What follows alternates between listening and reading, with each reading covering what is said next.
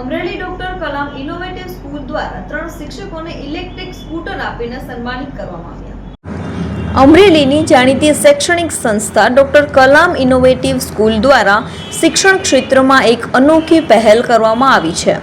Doctor Kalam innovative school દ્વારા 3 શિક્ષકોને electric scooter આપીને કલામ રત્ન એવોર્ડથી સન્માનિત કરાયા હતા।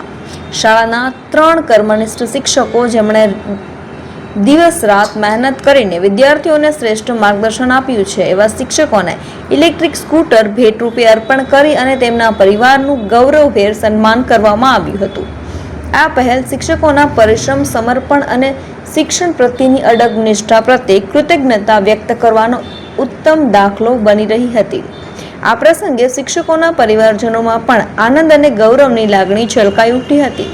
તેમના મંતવ્ય મુજબ શિક્ષક તરીકે તેઓ હંમેશા વિદ્યાર્થીઓ માટે સમર્પિત રહ્યા છે, પરંતુ આજે તેમના આ પરિશ્રમને મળેલું સન્માન અમારા માટે ગર્વની ક્ષણ બની છે। પરિવારજનો માટે આ માત્ર ભેટ જ નહીં, પરંતુ તેમના પ્રિયજનોની મહેનત અને પ્રતિબદ્ધતાની સાચી કદર હોવાનું પ્રતિબિંબ બની રહ્યું હતું। આ રીતે કલામ કલરવ માત્ર એક ઉત્સવ નહીં, પરંતુ પ્રેરણા, સંસ્કાર અને માનવતાની લાગણીઓથી સરોબર એક અનોખો અને યાદગાર અનુભવ બની રહ્યો હતો। ડોક્ટર કલામ ઇનોવેટિવ સ્કૂલના 3 શિક્ષકો, કર્મનિષ્ઠ શિક્ષકો કે જેમણે દિવસ રાત જોયા વગર વિદ્યાર્થીઓની અને સંસ્થાની સેવા કરી છે અને ભારતનું આવનારી ભાવિ ઘડવા માટે ખૂબ મહેનતથી, ખંત અને સમય આપેલો છે, એવા 3 શિક્ષકોનું કલામ રત્ન એવોર્ડથી સન્માન કરવામાં આવ્યું।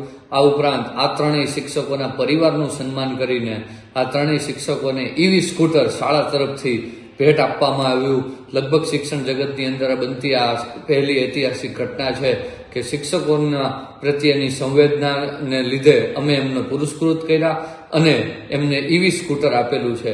વાહન વ્યવહારની અંદર પડતી તકલીફ, પેટ્રોલ પુરાવાની મુશ્કેલીઓથી નિરાકરણ આવશે અને શિક્ષક સ્વમાનભેર ઈવી સ્કૂટરની અંદર શાળાએ આવશે તેવા પ્રયત્નો શાળાની સમગ્ર ટીમ અને સંચાલકો દ્વારા કરવામાં આવ્યા। દરેક જગ્યાએ શિક્ષકોનું આવું સન્માન થવું જોઈએ અને શિક્ષકોને કંઈક ને કંઈક એમની મહેનત પ્રમાણેનું વળતર પગાર સિવાયનું મળતું રહેવું જોઈએ, એના માટે અમે સતત તત્પર છીએ અને આવનારા ભવિષ્યની અંદર પણ મેક્સિમમ આ રીતે શિક્ષકોને અમે એપ્રિશિએટ કરતા રહીએ અને પુરસ્કૃત કરતા રહીએ એવી અમારી યોજના છે અને આશા છે। આભાર।